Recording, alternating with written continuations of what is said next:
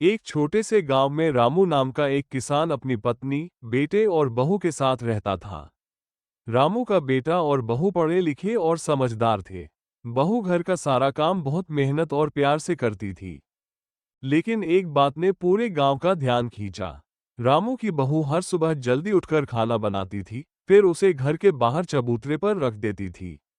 गांव के लोग इसे देखकर हैरान थे। एक दिन गांव के एक बुजुर्ग ने रामू से पूछा, तुम्हारी बहू सुबह सुबह खाना बाहर क्यों रखती है? रामू ने भी यह बात कभी ध्यान से नहीं देखी थी। उसने अपनी बहू से पूछा तो बहू ने मुस्कुराकर जवाब दिया। पिताजी, यह खाना उन भूखे पक्षियों और जानवरों के लिए है जो रात भर भूखे रहते हैं। मैं सोचती हूँ कि हमें केवल अपने लिए ही नहीं बल्कि इन बेजुबान जीवों का भी ध्यान रखना चाहिए। रामू को बहू की बात सुनकर गर्व हुआ।